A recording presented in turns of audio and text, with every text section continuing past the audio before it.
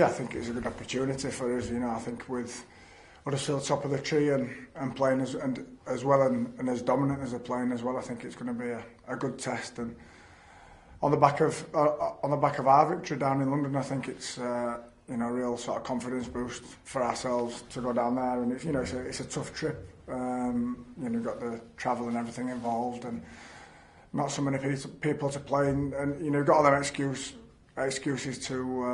to use if you like, but to go down there and put performance in where you actually nil a team, we're really pleasing on the back of the week before as well. So it's a good test this weekend, and a good physical test as well. They're a big side, and we've got to match them up front. But we've trained really well on the back of Sunday's win. So hopefully carry it onto this Sunday. I guess it's the same for most teams start the season. Do you feel you're improving week by week?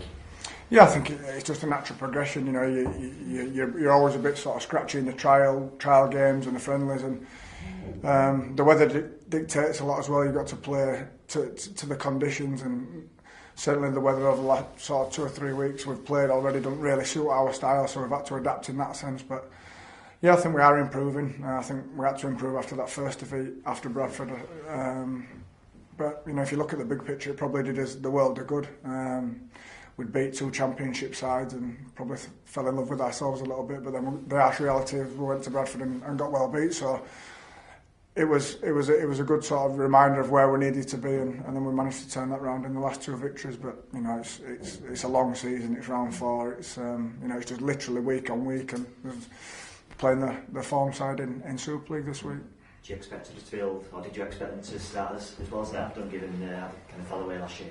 Well, they always start well. They've started well for the last 2 or 3 years. They've started exactly the same. I think what surprised me is the physicality that they've brought this year. I've got, I was thinking back to when I was a young lad. The last time I saw a side as big as Huddersfield when they had the Bradford sides when I played for Leeds 2002, when they had the awesome foursome, and they seem to have that across the park, in the forwards, but also they've got some big outside backs, and they don't really dress it up where they're coming and how aggressive they're playing, and we've got to match that. So it's going to be a big test. Danny Brough kicking game on the back of that big pack.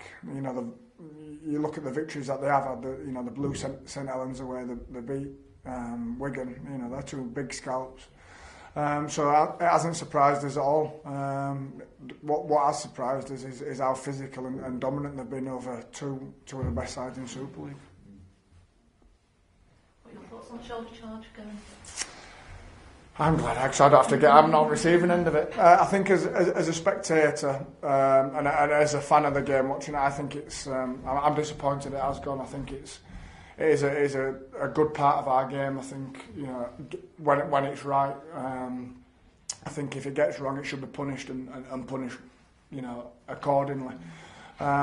But it's one of them. It can be a great spectacle, or it can, like when we played Hull KR down here. There was 2 instances where 2 guys got knocked clean out from similar instances.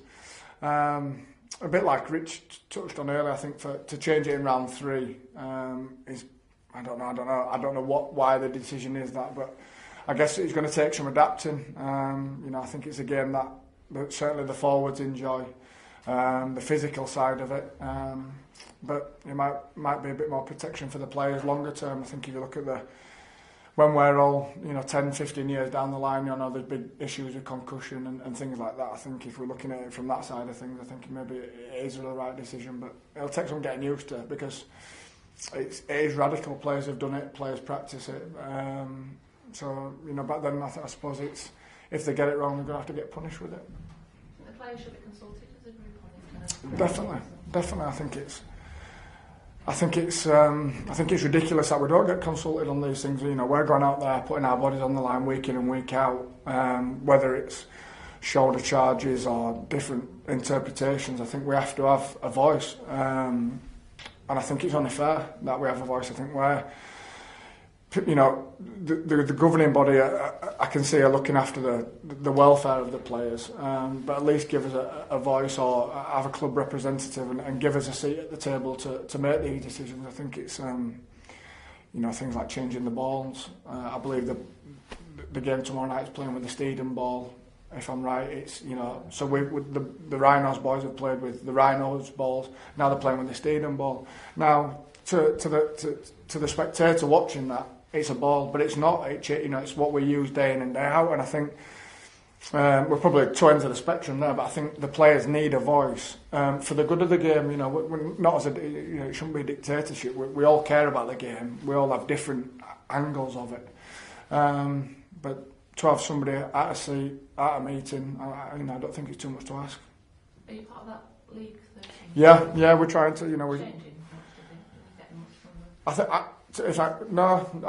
think they're working really hard. I'm part of both. I think Jeff Burrow and GMB do a great job as well. I think John Wilkin and League 13 are doing a great job, but it's probably going to be after our career span. But I think we're the only professional club that don't have a seat on the governing body as a representative, and it needs to change. I think we need to all help each other in all sorts of ways: marketing, selling the game, shoulder charges, balls. But it's a long process. It's getting in there and breaking them barriers down. I think that's a big issue is getting a seat at the